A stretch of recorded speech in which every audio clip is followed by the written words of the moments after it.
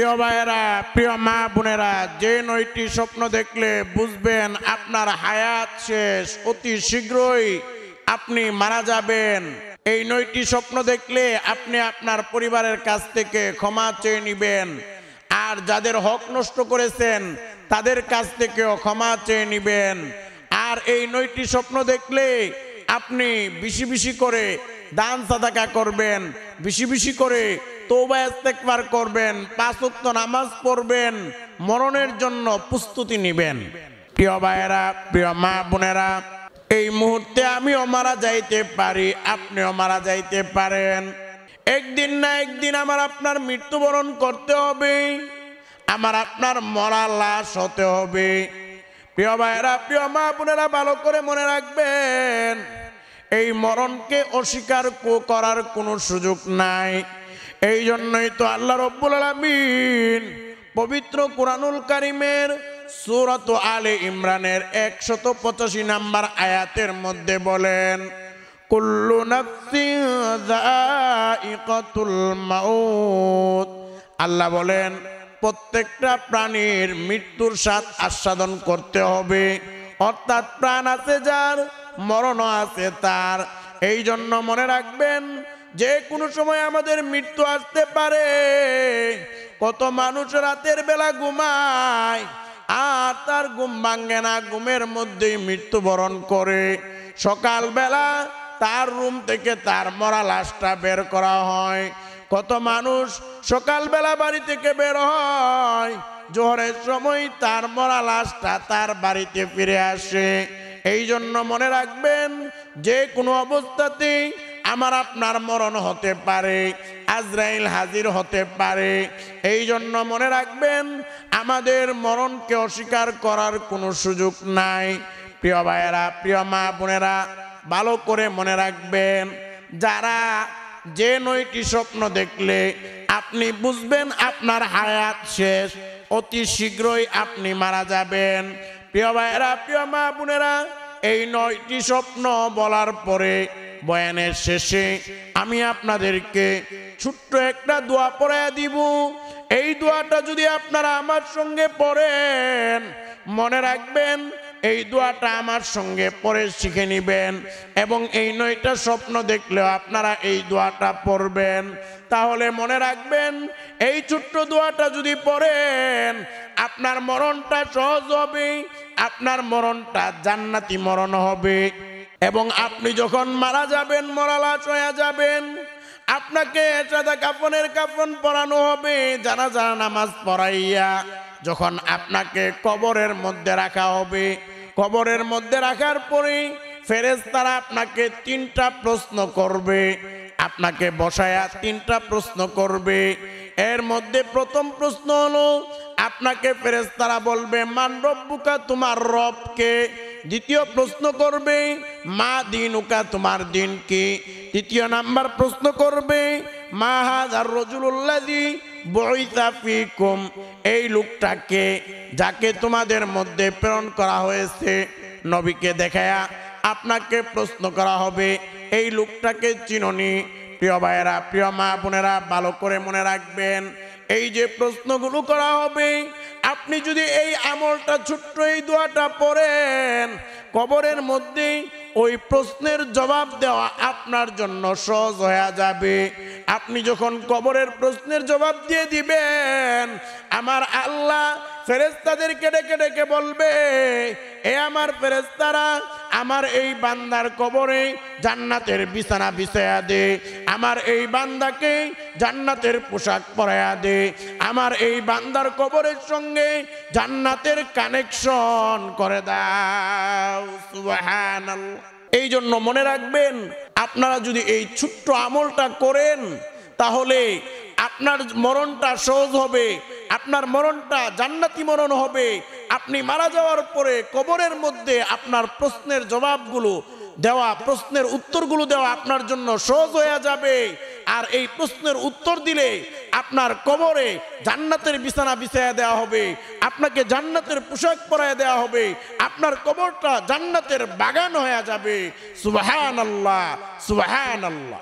এই জন্য প্রিয় ভাইয়েরা, প্রিয় মা বোনেরা, বয়ানের শেষে ছোট্ট এই দোয়াটা আমার সঙ্গে পড়বেন এবং শিখে নেবেন। আর এই 9টা স্বপ্ন দেখলে এই দোয়ার আমলটা আমি যেভাবে যে নিয়মে বলবো আমলটা আপনারা করবেন। প্রিয় ভাইয়েরা, প্রিয় মা বোনেরা, ভালো করে মনে রাখবেন, আমাদের কলিজার টুকরা পেয়ারা নবীজি সাল্লাল্লাহু আলাইহি ওয়াসাল্লাম বলেন, স্বপ্ন হলো 3 প্রকার।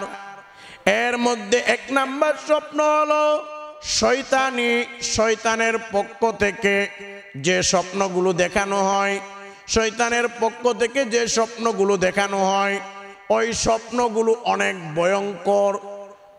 ভয়ঙ্কর। স্বপ্নের আগামাথা ঠিক থাকে না। মনে করেন আপনি স্বপ্নে দেখতেছেন একটা বাঘ আপনাকে দৌড়াইতেছে, আপনি দৌড়াইতে দৌড়াইতে একটা বিশাল গর্তের মধ্যে পড়ে গেছেন, চতুর্দিক থেকে আপনাকে সাপ গ্রাও করে আছে। এই যে ভয়ঙ্কর স্বপ্নগুলো, স্বপ্নের আগামাথা ঠিক থাকে না, কোথায় থেকে কি হইতেছে বুঝতেছেন না, কিছু মন থাকলে কিছু মন থাকে না। এই স্বপ্নগুলো শয়তানের পক্ষ থেকে দেখানো হয়, আর এই স্বপ্নগুলো হলো মিথ্যা স্বপ্ন। প্রিয় ভাইয়েরা, প্রিয় মা বোনেরা, 2 নাম্বার স্বপ্ন হলো খিয়ালি, কাল্পনিক স্বপ্ন। এই কাল্পনিক স্বপ্নগুলো আপনি দিনে যা কল্পনা করবেন, ভাববেন, রাতে তার স্বপ্ন দেখবেন। মনে করেন দিনের বেলা আপনি ভাবছেন যে হাইরি আমার অনেক ব্যবসা বাণিজ্য হলে আমি যদি বড়লোক হয়ে যাইতাম, ধনী হয়ে যাইতাম। এখন রাতে ঘুমাইছেন, পরে আপনি স্বপ্ন দেখতেছেন আপনার প্রচুর ব্যবসা বাণিজ্য হয়েছে, আপনি অনেক বড়লোক হয়ে গেছেন, অনেক বিশাল ধনী হয়ে গেছেন, আপনি 10 তলার উপরে ঘুমাইতেছেন, এসির মধ্যে ঘুমাইতেছেন, কিন্তু আপনার ঘুম ভাঙার পরে দেখেন কিছুই নেই, আপনি গরিব। আপনার ওই টিনের ফাঁকা দিয়ে আপনার ঘরের চাল দিয়ে পানি পড়তেছে, বৃষ্টি হইতেছে। এই যে স্বপ্নগুলো, এগুলো হলো কাল্পনিক স্বপ্ন। কাল্পনিক স্বপ্ন মিথ্যা স্বপ্ন। প্রিয় ভাইয়েরা, প্রিয় মা বোনেরা, 3 নাম্বার স্বপ্ন হলো রহমানি তথা আল্লাহর পক্ষ থেকে। এই স্বপ্নগুলো সত্য স্বপ্ন। আল্লাহর পক্ষ থেকে যে স্বপ্নগুলো দেখানো হয়, ওই স্বপ্নগুলোর মাধ্যমে অনেক সময় আপনাকে বড় ধরনের বিপদ থেকে বাঁচানোর জন্য আল্লাহ ইশারা ইঙ্গিত দেন, যাতে আপনি সতর্ক হয়ে যান। আবার অনেক সময় আপনাকে সুসংবাদও দেওয়া হয়, আবার অনেক সময় আপনাকে মরণের বিষয়েও সতর্ক করা হয়। যেমন যে 9টি স্বপ্ন দেখলে আপনারা বুঝবেন আপনাদের হায়াত শেষ, শীঘ্রই আপনি দুনিয়া থেকে বিদায় নিবেন, আপনি মারা যাবেন। এই জন্য প্রিয় ভাইয়েরা, ভালো করে মনে রাখবেন, আল্লাহর পক্ষ থেকে যে স্বপ্নগুলো হয়, ওই স্বপ্নগুলো হলো সত্য স্বপ্ন, ওইগুলো মিথ্যা হওয়ার কোনো সুযোগ নাই। প্রিয় ভাইয়েরা, প্রিয় মা বোনেরা, ভালো করে মনে রাখবেন, আপনারা স্বপ্ন দেখলে যারে তারে বলবেন না, যে কাউকেই স্বপ্ন বলে দিবেন না। ভালো করে মনে রাখবেন, সাহাবায়ে কেরাম যখন স্বপ্ন দেখতেন, সাহাবায়ে কেরাম নবীকে স্বপ্নের কথা বলতেন, অন্য কাউকে বলতেন না। আমাদের কলিজার টুকরা পেয়ারা নবীজি সাল্লাল্লাহু আলাইহি ওয়াসাল্লাম ফজরের নামাজের পরে নবীজি সাহাবীদের দিকে মুখ করে বসে জিজ্ঞাসা করতেন, এ সাহাবীরা, কে আজকে কি স্বপ্ন দেখেছো? সাহাবীদের কাছ থেকে স্বপ্নের বিষয়ে নবীজি খোঁজখবর নিতেন। প্রিয় ভাইয়েরা, প্রিয় মা বোনেরা, ভালো করে মনে রাখবেন, যে 9টি স্বপ্ন দেখলে আপনার হায়াত শেষ, আপনি শীঘ্রই মারা যাবেন। তবে এই 9টি স্বপ্ন বলার আগে আমি আপনাদেরকে এমন একটা আমলের কথা বলে দিব, এই একটা আমল যদি আপনারা ঘুমানোর সময় করতে পারেন, তাহলে জীবন আপনারা খারাপ স্বপ্ন দেখবেন না, ভয়ঙ্কর স্বপ্ন থেকে বাঁচতে পারবেন। এবং যে স্বপ্নগুলো দেখলেই আপনার ক্ষতি হবে, ওই স্বপ্নগুলো দেখবেন না, এবং ক্ষতি থেকেও আপনি বাঁচতে পারবেন। এবং মনে রাখবেন, এই একটা আমল যদি আপনি করতে পারেন, তাহলে হয়তো স্বপ্ন যুগে নবীর সঙ্গে আপনার সাক্ষাৎ হয়ে যাইতে পারে, স্বপ্নে আপনি নবীকে দেখতে পারেন। আর যদি নবীকে আপনি দেখতে পারেন, আপনার জন্য জাহান্নাম হারাম হয়ে যাবে, জান্নাত ওয়াজিব হয়ে যাবে। সুবহানাল্লাহ।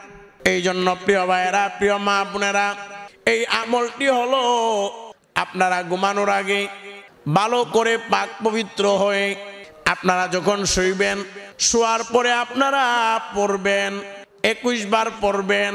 বিসমিল্লাহির রহমানির রহিম।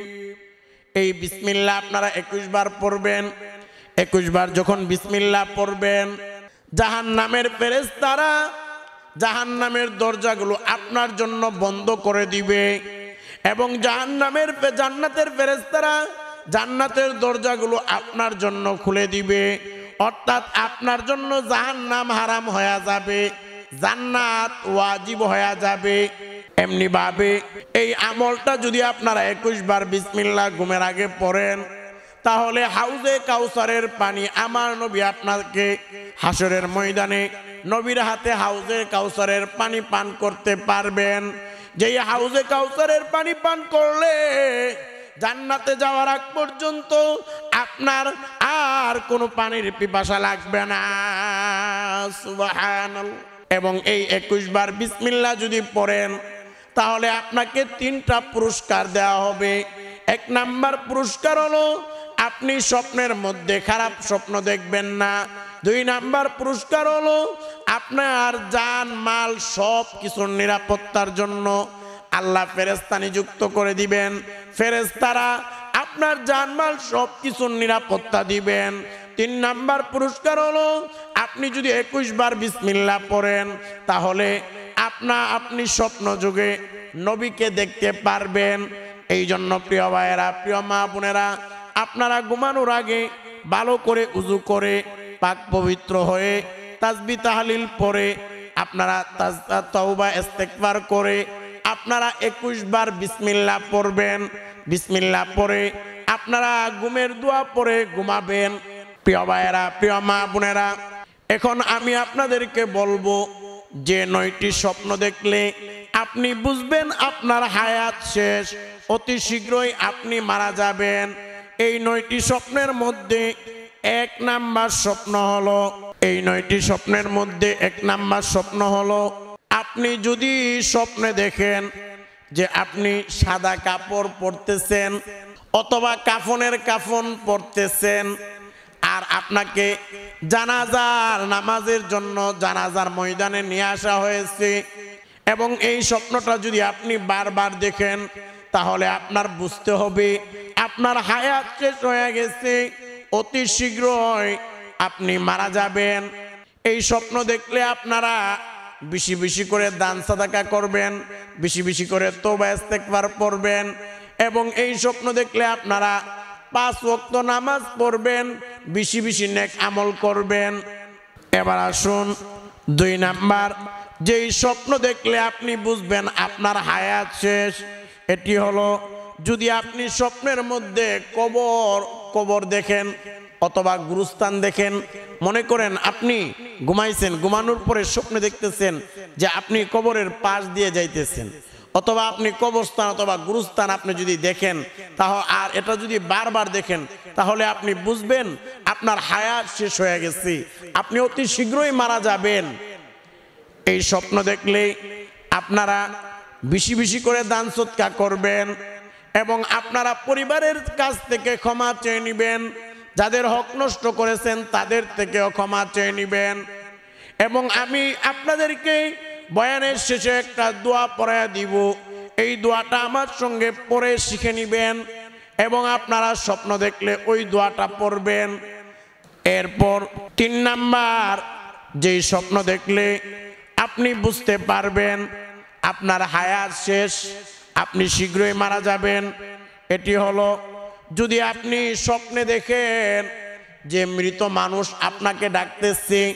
অনেকের মা দুনিয়াতে নাই, অনেকের বাবা দুনিয়াতে নাই, অনেকের আপনজন দুনিয়া থেকে বিদায় হয়ে গেছে। এখন মৃত আপনজন যারা দুনিয়া থেকে বিদায় হয়ে গেছে, আপনি যদি স্বপ্নে দেখেন যে আপনার মৃত মা আপনাকে ডাকতেছে, বলতেছে এই তুই আয়, আপনার মা স্বপ্নে আপনাকে ডাকতেছে তুই আস, আপনার বাবা ডাকতেছে আসো আসো, আপনার দাদা ডাকতেছে আসো আসো। মৃত ব্যক্তি যদি আপনাকে স্বপ্নের মধ্যে ডাকে, তাহলে আপনার বুঝতে হবে আপনার হায়াত শেষ হয়ে গেছে, আপনি অতি শীঘ্রই মারা যাবেন। এবং এই স্বপ্ন দেখলে আপনি আপনার পরিবারের কাছ থেকে ক্ষমা চেয়ে নেবেন, যাদের হক নষ্ট করেছেন তাদের কাছ থেকে ক্ষমা চেয়ে নেবেন এবং আপনি 5 ওয়াক্ত নামাজ পড়বেন, বেশি বেশি তওবা ইস্তেগফার করবেন। এবার আসুন 4 নাম্বার যে স্বপ্ন দেখলে বুঝবেন আপনার হায়াত শেষ, এটা হলো যদি আপনি নিজের মৃত্যু নিজে দেখেন। আপনি যদি দেখেন আপনি মারা গেছেন, মরা লাশ হয়ে গেছেন, এটা স্বপ্ন যদি বারবার দেখেন তাহলে বুঝবেন আপনার হায়াত শেষ। 5 নাম্বারে আপনি যদি দেখেন আপনি কালো পোশাক পরতেছেন অথবা অন্ধকার গুহার মধ্যে আপনি শুয়ে আছেন, অন্ধকার গুহা বা গর্তের মধ্যে আপনি শুয়ে আছেন অথবা কালো পোশাক পরতেছেন, আর এই স্বপ্ন যদি বারবার দেখেন তাহলে আপনি বুঝে নেবেন আপনার হায়াত শেষ, অতি শীঘ্রই আপনি মারা যাবেন। প্রিয় ভাইয়েরা, প্রিয় মা বোনেরা, এবার আসুন 6 নাম্বারে যে স্বপ্ন দেখলে বুঝবেন আপনার হায়াত শেষ, এটি হলো বিশেষ করে স্বপ্নে যদি আসমানের ফেরেশতা দেখতে পান অথবা আসমান থেকে বিভিন্ন জায়গায় আলোক রশ্মি ছড়ায়া পড়ে অথবা আপনি যদি স্বপ্নে কোরআন তেলাওয়াত শুনতে পান আর এটা যদি বারবার দেখেন তাহলে বুঝবেন আপনার হায়াত শেষ, আপনি অতি তাড়াতাড়ি মারা যাবেন। এই স্বপ্ন দেখলেও আপনারা আপনাদের পরিবারের কাছ থেকে ক্ষমা চেয়ে নেবেন, যাদের হক নষ্ট করেছেন তাদের কাছ থেকে ক্ষমা চেয়ে নেবেন এবং আমি শেষে একটা দোয়া পড়ায়া দিব, এই দোয়াটা পড়ে আমার সঙ্গে শিখে নেবেন এবং আপনারা এই 9টা স্বপ্নের কোনো একটা স্বপ্ন দেখলে এই দোয়াটা আপনারা পড়বেন, আমল করবেন। প্রিয় ভাইয়েরা, প্রিয় মা বোনেরা, এবার আসুন 7 নাম্বার, বিশেষ করে আপনারা যদি স্বপ্নের মধ্যে দেখেন যে আপনার ঘুমের মধ্যে আপনার শরীর ভারী হয়ে যাইতেছে, আপনি বারবার বেহুশ হয়ে যাইতেছেন, অজ্ঞান হয়ে যাইতেছেন, ঘুমের ঘরে যদি এই স্বপ্ন দেখেন তাহলে বুঝবেন আপনার হায়াত শেষ, অতি শীঘ্রই আপনি মারা যাবেন। এমনি ভাবে 8 নাম্বার যেই স্বপ্ন দেখলে আপনি বুঝবেন আপনার হায়াত শেষ, এটি হলো উঁচু জায়গা থেকে যদি আপনি বারবার নিচু জায়গাতে পড়েন, এই স্বপ্ন যদি বারবার দেখেন তাহলে বুঝবেন আপনার হায়াত শেষ।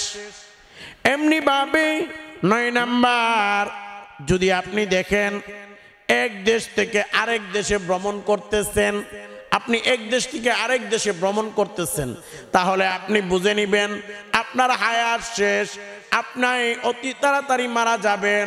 প্রিয় ভাইয়েরা, প্রিয় মা বোনেরা, এই 9টি স্বপ্ন বা এই 9টি স্বপ্নের কোনো একটি স্বপ্ন যদি দেখেন তাহলে আমি যেভাবে যে নিয়মে বলে দিব ওইভাবে ওই নিয়মে আমার সঙ্গে একটা দোয়া পড়বেন, আমল করবেন এবং আপনারা আমলটা শিখে নেবেন এবং এই স্বপ্নগুলো দেখলে আমলগুলো করবেন।